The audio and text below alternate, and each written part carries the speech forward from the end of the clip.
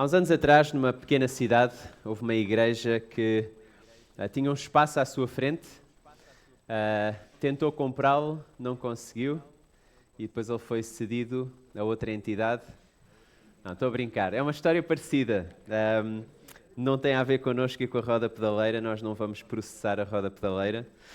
Mas houve uma igreja que, à sua frente, começaram a construir um bar.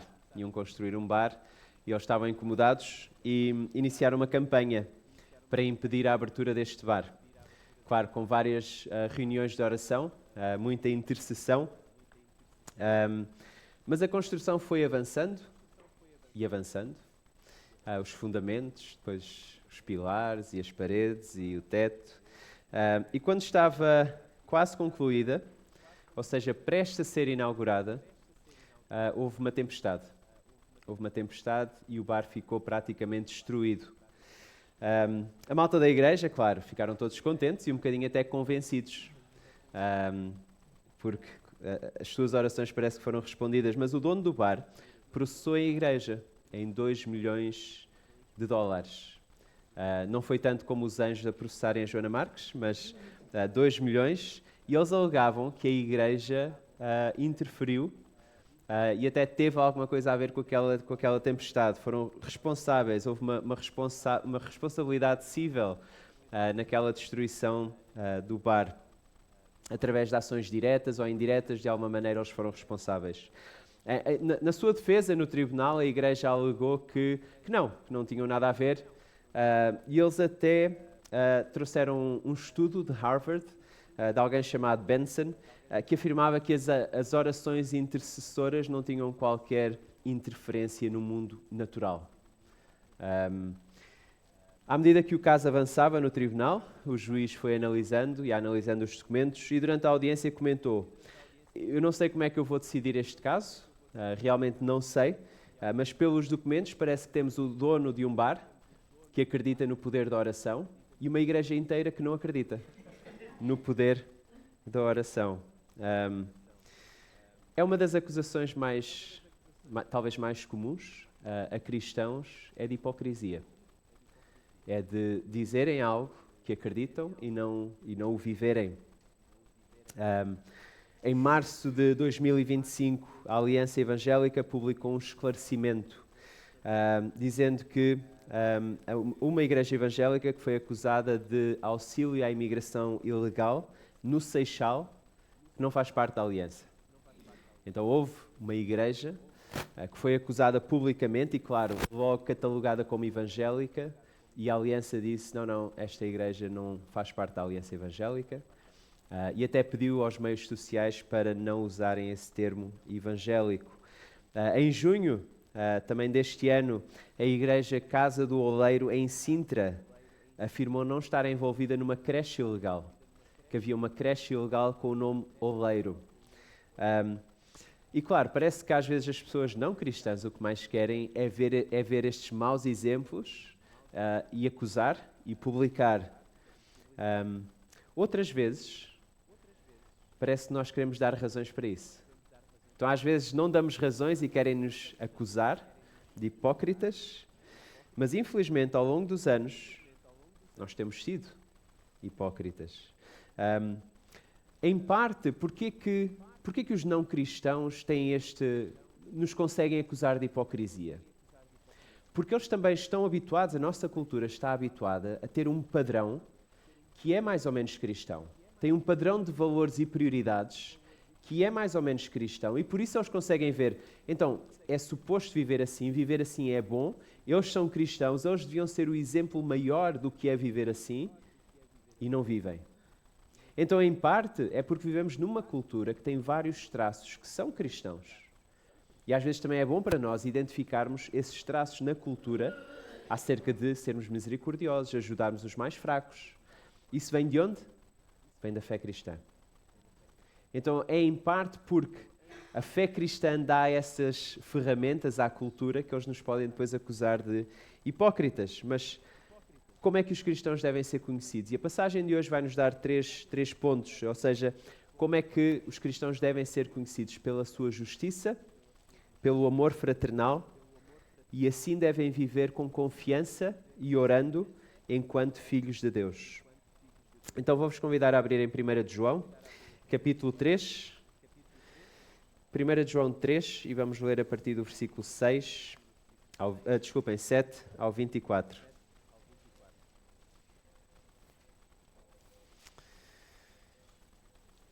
Então, se estiveram em Apocalipse, há bocado a ver aquele versículo que o Joe disse, é uns 2 livrinhos antes, 1 de João, no final da Bíblia. 1 de João 3, e diz assim a partir do versículo 7. Filhinhos, não vos deixeis enganar por ninguém. Aquele que pratica a justiça é justo, assim como ele é justo. Aquele que pratica o pecado procede do diabo, porque o diabo vive pecando desde o princípio.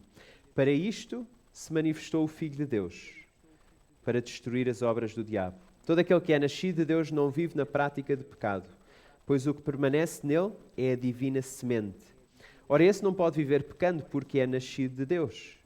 Nisto são manifestos os filhos de Deus e os filhos do diabo.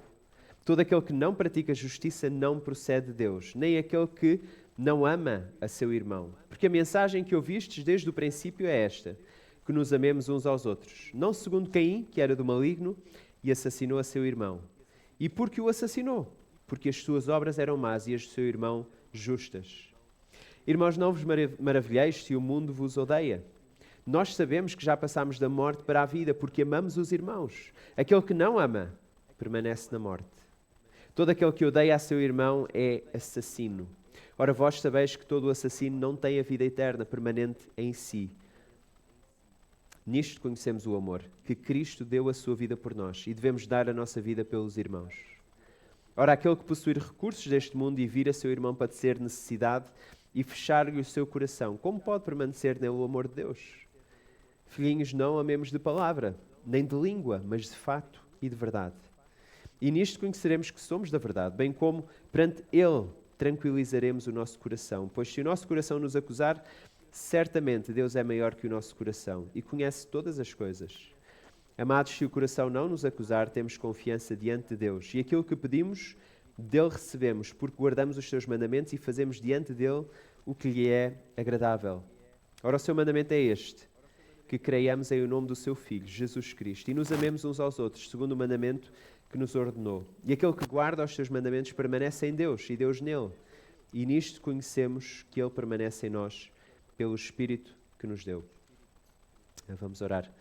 Senhor Deus, agradecemos-te por esta oportunidade, este privilégio, e agradecemos pela tua palavra, que, como uma espada que discerne aquilo que está nos nossos corações, que nos aponta para o nosso pecado e, ao mesmo tempo, nos aponta para a graça que está em ti, para o amor que está em ti, para nos restaurar, para nos reconciliar. Senhor, ajuda-nos a ouvir a tua palavra. Ajuda-nos a que possamos ver o nosso pecado e que isso nos possa levar ao arrependimento e à fé e ao conforto e ao consolo que há em ti. Nós oramos em nome de Jesus. Amém. João, ele gosta muito de usar esta expressão, filhinhos, não é? Filhos de Deus. E a primeira parte que ele foca é filhos de Deus que praticam a justiça. E às vezes é difícil ver quem é filho e quem não é. Seria bom e há uma forma de descobrirmos a nossa filiação. Em apenas 2 dias, no conforto do lar, com uma precisão de 99,99%, pela módica quantia de 190 euros, podes saber quem é o teu pai biológico com a Easy DNA. Também podes ir pelo Instituto Nacional Legal e Ciências Forenses e pagas 561 euros por interveniente mais IVA. Ou seja, por aqui é mais caro. Seria bom sabermos com toda a certeza quem é que é filho de Deus e quem é que não é. E infelizmente no nosso mundo, por vezes várias pessoas têm de usar estes serviços para saber quem é o seu pai biológico. Às vezes dizemos na brincadeira, quando o filho é muito diferente dos pais, deve ter sido trocado à nascença, não é? E dizemos isso na brincadeira, mas há casos em que isso realmente acontece. João quer esclarecer várias dúvidas que há na igreja. Vários erros que estão a ser cometidos na igreja, e um deles é este: é como se parece, como vive um filho de Deus. Ele diz no versículo 7, não vos deixeis enganar por ninguém. Aquele que peca alinha-se com a sua filiação original. Qual é a sua filiação original? Filho do diabo. É forte, mas é assim que todos iniciamos. E estando aqui esta manhã, a maior parte de vocês já passou desta filiação de filho do diabo para filho de Deus. Mas é assim que todos começamos. E não faz sentido, quando mudamos de filiação pela graça de Deus, continuar a pecar, continuar a viver como se fôssemos filhos do diabo. É isso que João está a dizer. Versículo 9, ele até diz uma frase que parece um bocado: todo aquele que é nascido de Deus não vive na prática do pecado.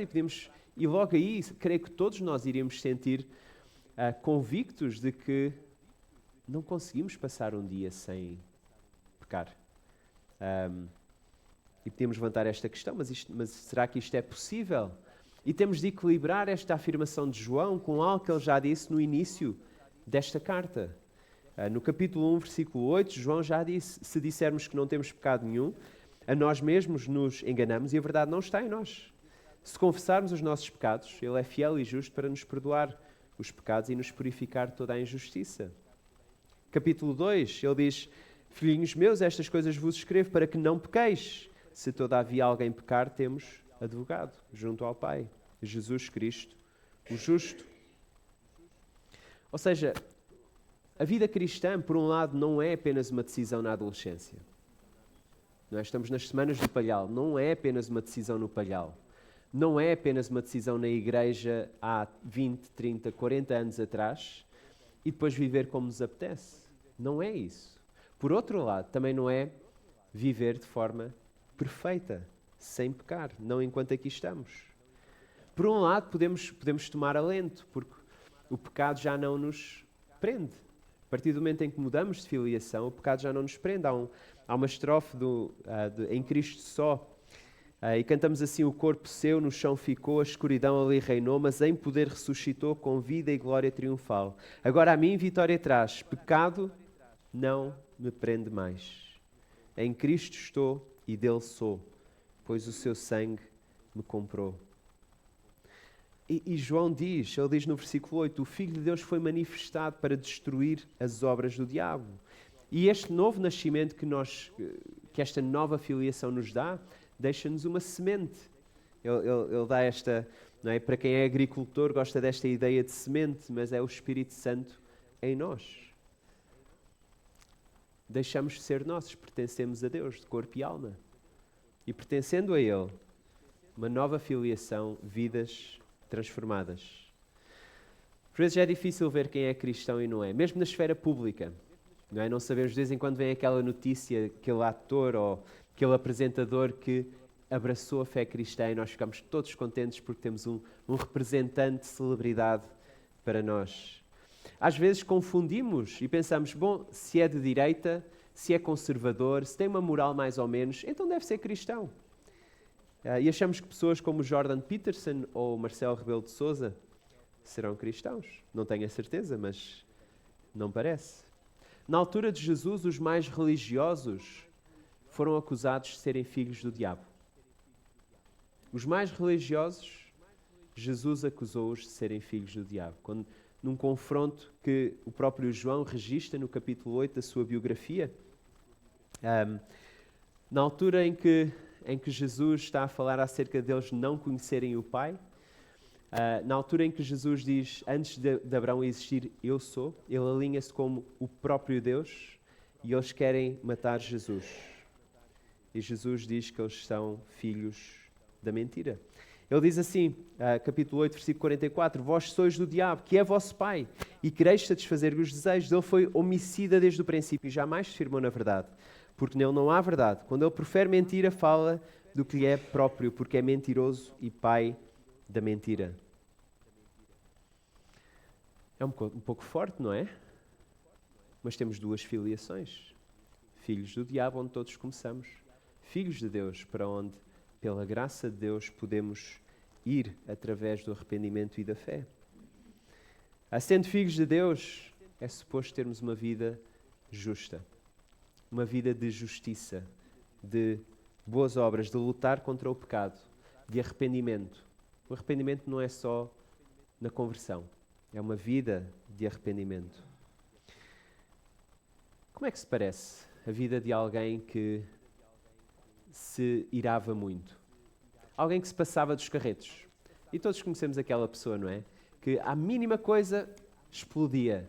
Aquele do filme Divertidamente, o vermelho, acho que é mesmo ira, não é? O vermelho que explode com qualquer coisa. Como é que se parece a vida desta pessoa quando se converte? Nem sempre parou, e nunca mais se passa dos carretos, perde as estribeiras. Mas talvez se pareça em que, a partir daquela altura em que ele se converte, quando acontece, ele sente-se culpado. E ele procura arrepender-se. E ele pede perdão a Deus, perdão às pessoas com quem se irou. E gradualmente, e às vezes é muito gradualmente, ele vai ganhando mais controle sobre si próprio. E vai-se irando menos vezes. E a vida de Deus nele começa e continua a destruir velhos hábitos. Às vezes a vida cristã é assim. Às vezes temos a expectativa de que converteu-se, pessoa nova, perfeita. E não é. Ao mesmo tempo, deve haver transformação. Deve haver transformação. Será que temos visto transformação nas nossas vidas? De maus hábitos que tínhamos, de se calhar conversas impróprias que tínhamos. Há documentários que fazíamos da nossa linguagem, no nosso comportamento. Será que alguém nos tem dito: olha, tu estás completamente diferente, ou estás muito diferente daquilo que eras? Para bem, claro. Os cristãos devem ser conhecidos pela sua justiça e pelo amor fraternal, e assim viverem e orarem com confiança enquanto filhos de Deus. A partir do versículo 11, João vai falar acerca do amor, o amor fraternal, dos versículos 11 ao 18. Ele diz assim: porque a mensagem que ouviste desde o princípio é esta, que nos amemos uns aos outros, não segundo Caim, que era do maligno e assassinou a seu irmão. E por que o assassinou? Porque as suas obras eram más e as de seu irmão justas. Irmãos, não vos maravilheis se o mundo vos odeia. Nós sabemos que já passámos da morte para a vida, porque amamos os irmãos. Aquele que não ama permanece na morte. Todo aquele que odeia a seu irmão é assassino. Ora, vós sabeis que todo assassino não tem a vida eterna permanente em si. Nisto conhecemos o amor, que Cristo deu a sua vida por nós e devemos dar a nossa vida pelos irmãos. Ora, aquele que possuir recursos deste mundo e vir a seu irmão padecer necessidade e fechar-lhe o seu coração, como pode permanecer nele o amor de Deus? Filhinhos, não amemos de palavra nem de língua, mas de facto e de verdade. É um exemplo sério que João nos usa aqui para nos falar acerca do amor. Qual é esse exemplo? Ou seja, ele quer falar sobre amor entre irmãos e ele vai pegar em dois irmãos. Os primeiros irmãos da Bíblia, Caim e Abel, filhos de Adão e Eva. E vai-nos falar também do primeiro assassinato. E ele traz este exemplo para nos fazer pensar como é que nós estamos a amar ou a não amar os nossos irmãos na fé. Parece um exemplo extremo, não é? Falta de amor igual a assassinato. Mas creio que é isso.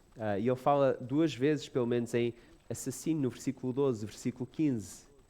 Então temos Caim e Abel, dois irmãos criados pelos mesmos pais. Da mesma maneira, não é? Costumamos dizer: eu criei os meus filhos da mesma maneira. Nunca mudei, foi tudo igual.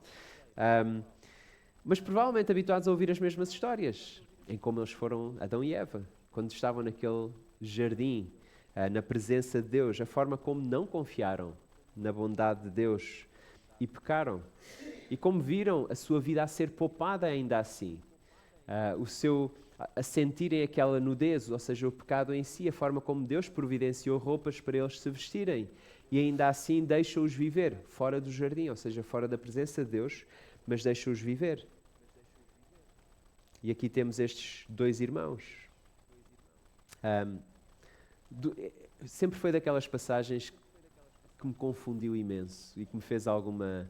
Caim e Abel, duas ofertas, uma é aceite, a outra não. Mas porquê? Mas porquê? Isto não é justo, não é? Enquanto irmãos,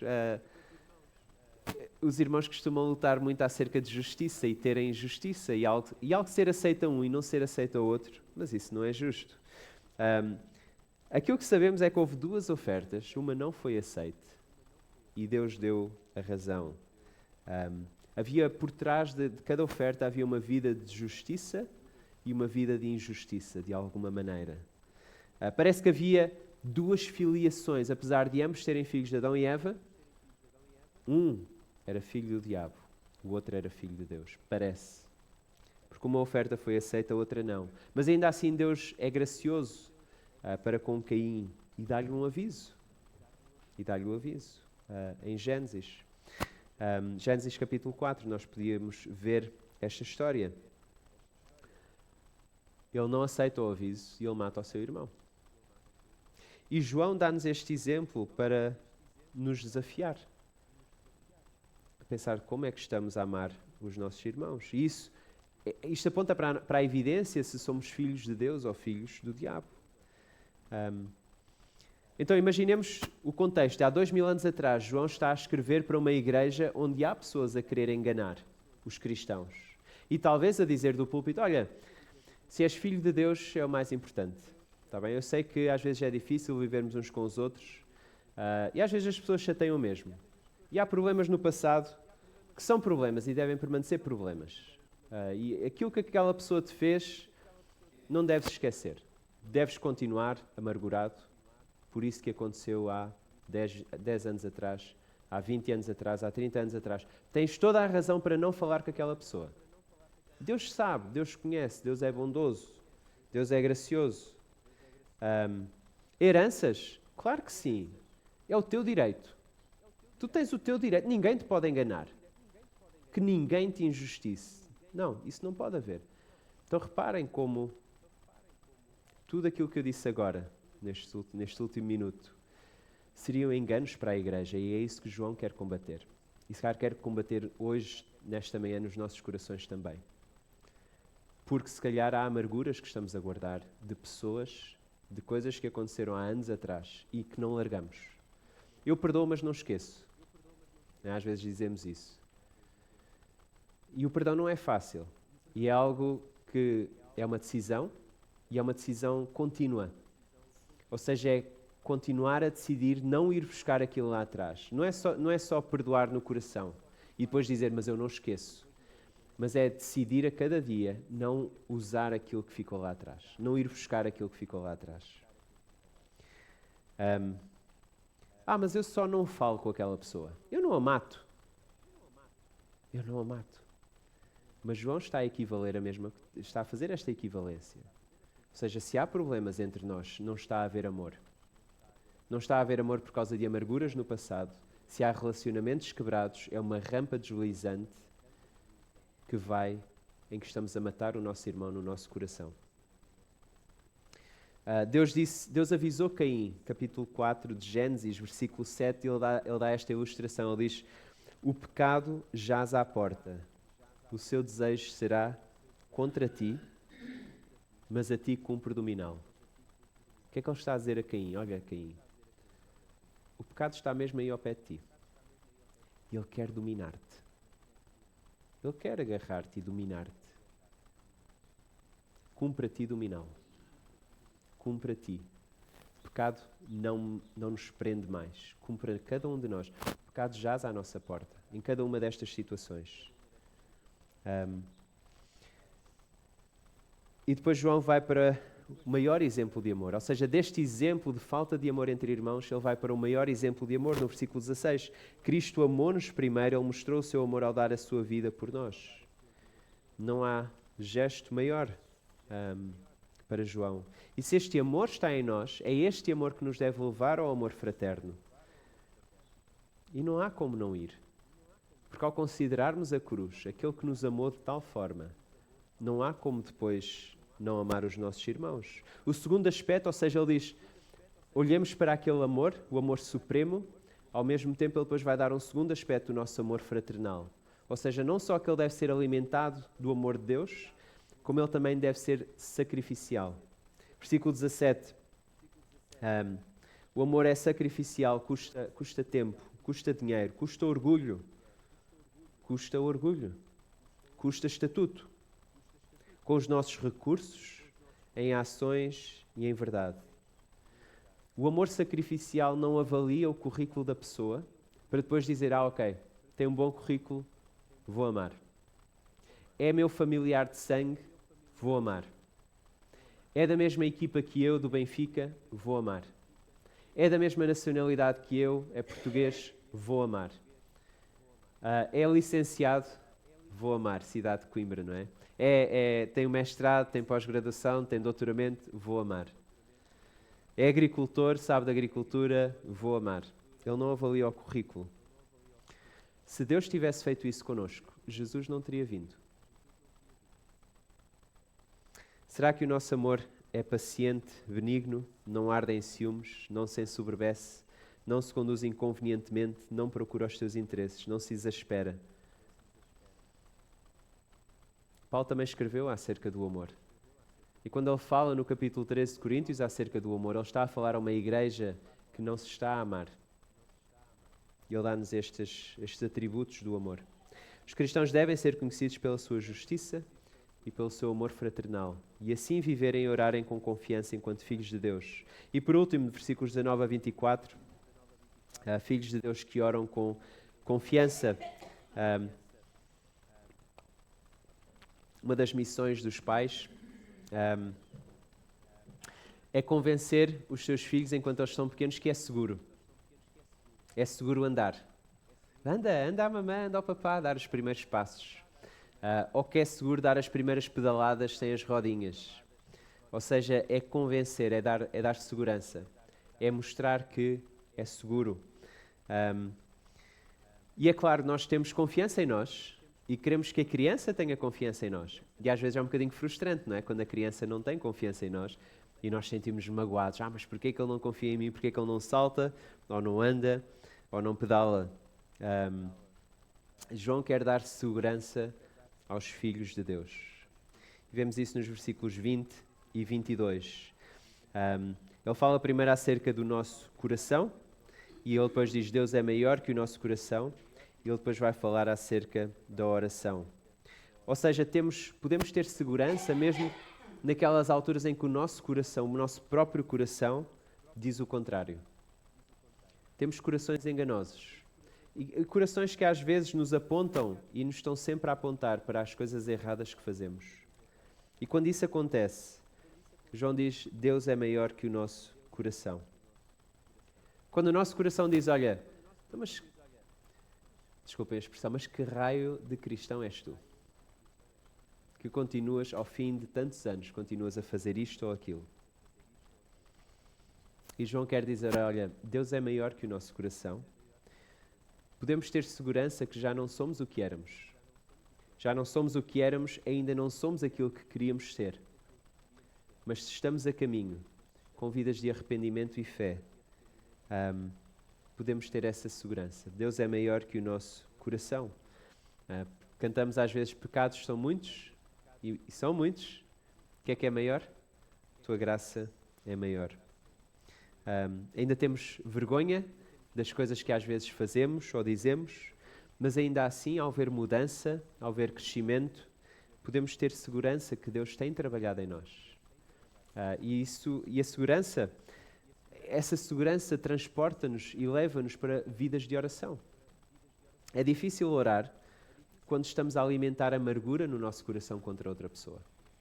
É difícil orar. Houve alguém que disse, um teólogo disse o seguinte, ou a oração nos afasta do pecado, ou o pecado nos afasta da oração. Então, se não estamos a orar, é porque algo nos afastou da oração.